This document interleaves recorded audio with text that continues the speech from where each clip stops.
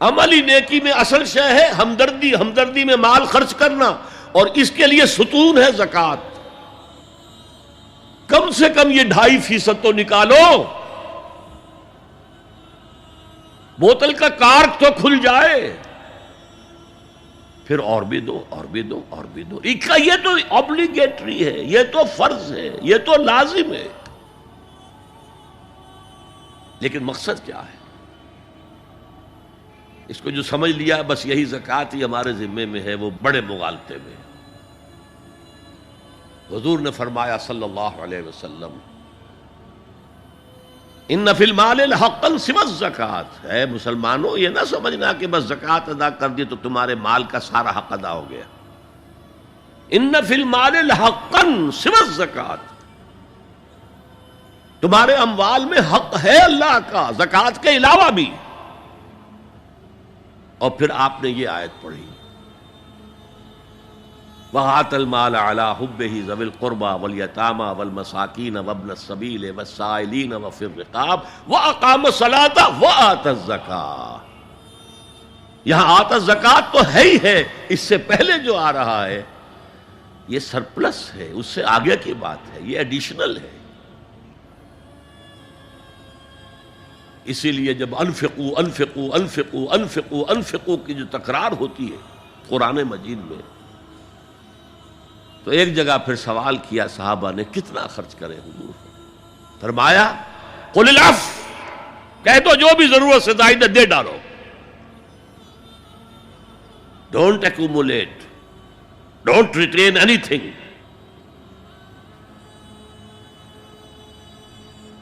ایک بات آپ سے کہوں، آپ کچھ چونک جائیں گے، حضور نے کبھی زکوٰۃ دی؟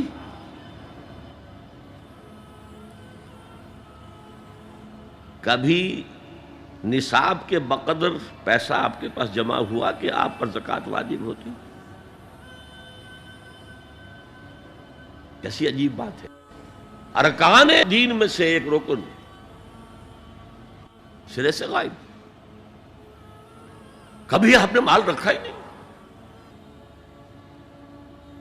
حضور کا اسوہ ہم جانتے ہیں، مسواک کر لی ہے، پانچے جو ہے ٹخنے سے اوپر کر لیے ہیں، یہ اسوہ ہے؟ ہاں ہے، یہ بھی ہے، ٹھیک ہے، سنت ہے، اسوہ تو یہ ہے۔ اور صرف آپ کا نہیں، جنہیں ہم کہتے ہیں فقراء صحابہ، ابو ہریرہ، ابو ذر، سلمان فارسی، علی رضی اللہ تعالی عنہم اجمعین، یہ فقراء صحابہ میں سے تھے، کبھی کچھ نہیں رکھا اپنے پاس۔ میں نے بتایا تھا آپ کو شاید کہ حضرت علی کی جب شادی ہو رہی تھی حضرت فاطمہ سے، کوئی مکان تھا ہی نہیں، کہاں لے کے جائیں؟ ایک انصاری نے ایک حجرہ دیا ہے اپنے مکان کا، اس میں حضرت فاطمہ ودا ہو کر گئی۔ He didn't have any home۔ ابو ذر وہ تو دوسری انتہا کو چلے گئے تھے۔ قانون یہی ہے، حلال سے کماؤ، اگر ایک حد سے آگے بڑھ جائے تو زکوٰۃ دے دو، باقی تمہارے اختیار میں ہے، دینا چاہو دو، نہ دینا چاہو رکھو اپنے پاس۔ قانون اس سے زیادہ آپ کو پابند نہیں کرے گا۔ کبھی بھی آپ نے جبر نہیں کیا، ایمرجنسی میں بھی جبر نہیں کیا۔ ایک واقعہ آتا ہے کہ حضور کو کئی وقت کا فاقہ تھا، تھوڑی دیر کے بعد حضرت ابو بکر آئے، آپ نے چہرے سے پہچان لیا کہ فاقے سے۔ پھر حضرت عمر آئے، پہچان لیا کہ فاقے سے۔ شاید حضور خود اپنے لیے نہ اٹھتے نہ جاتے، اپنے دونوں ساتھیوں کو لے کر ایک انصاری کے باغ میں پہنچ گئے۔ انصاری کی عید ہو گئی، فوراً لا کر اس نے کچھ کھجوریں، کچھ انگوروں کے گوشے رکھے۔ اس کے بعد وہ دوڑا چھری لے کر کسی جانور کو ذبح کرنے کے لیے۔ یہ ساری تفصیلیں میں کیا بتا رہا ہوں؟ مال یہ نہیں تھا کہ مدینے میں سبھی فاقے سے تھے، موجود تھے جن کے پاس مال تھا، لیکن جبراً آپ نے کسی سے کچھ نہیں لیا۔ جب وہ چھری لے کر چلا، فرمایا دیکھنا کسی دودھ والے جانور کو نہ ذبح کرنا۔ بہرحال کچھ دیر کے بعد وہ گوشت پکا کر لایا، روٹیاں رکھیں۔ اس کے بعد حضور نے ایک روٹی پر چند بوٹیاں رکھ کر کہا یہ عائشہ کو دے آؤ، اسے بھی کئی وقت کا فاقہ ہے۔ اور پھر حضرت عمر کی طرف رخ کر کے کہا عمر یہ ہیں وہ نعمتیں جس کا حساب دینا پڑے گا اللہ کے ہاں۔ وَأَمَّا بِنِعْمَةِ رَبِّكَ فَحَدِّثْ، اور یہ جو فرمایا گیا الہاکم التکاثر میں نعمتوں کا حساب لیا جائے۔ وَلَتُسْأَلُنَّ يَوْمَئِذٍ عَنِ النَّعِيمِ، فرمایا یہ نعمتیں ہیں۔ تو یہ ہے اصل میں انفاق کا معاملہ، آپ کے اس پر چھوڑ دیا گیا ہے۔ جتنا بھی آپ میں جذبہ ہے، جتنا بھی آخرت کا یقین ہے، اتنا ہی آپ پسند کریں گے کہ آخرت کے بینک میں جمع کرائیں، یہاں کے بینکوں میں کیوں جمع کرائیں؟ یہاں کتنا دے دیں گے آپ کو؟ 10%، 20%، وہاں 700% ملتا ہے۔ 700% نہیں، 7,000، 700 گنا۔ Why to keep it in these banks؟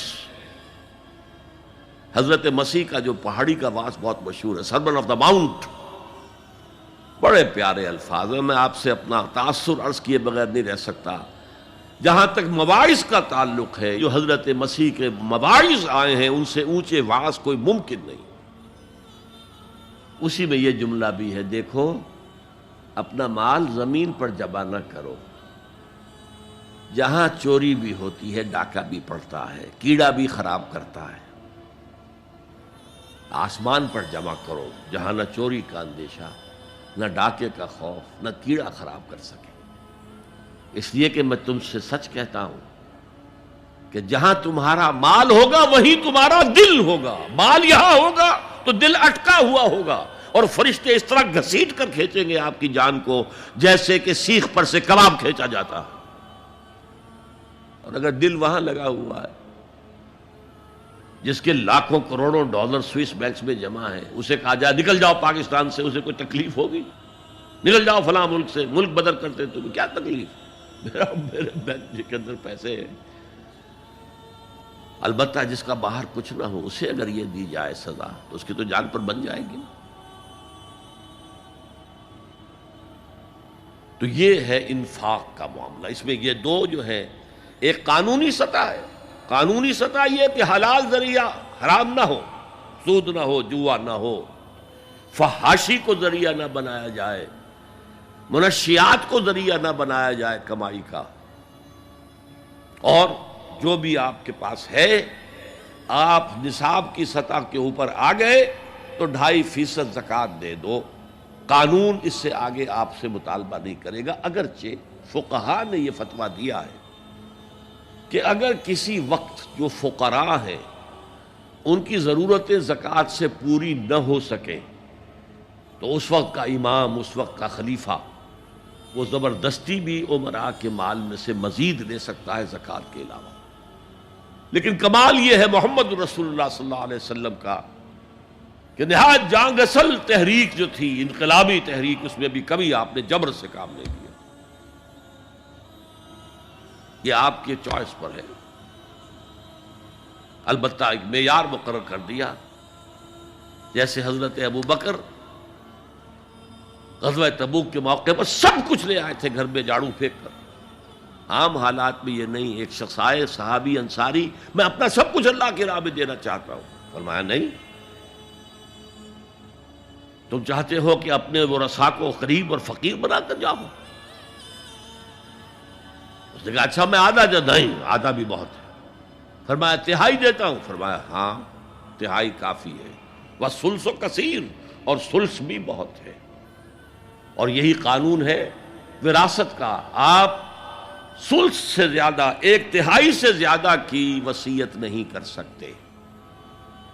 2/3 مال جو ہے کم سے کم وہ صرف قانون وراثت کے مطابق تقسیم ہو، اور کسی وارث کے لیے وصیت نہیں کر سکتے۔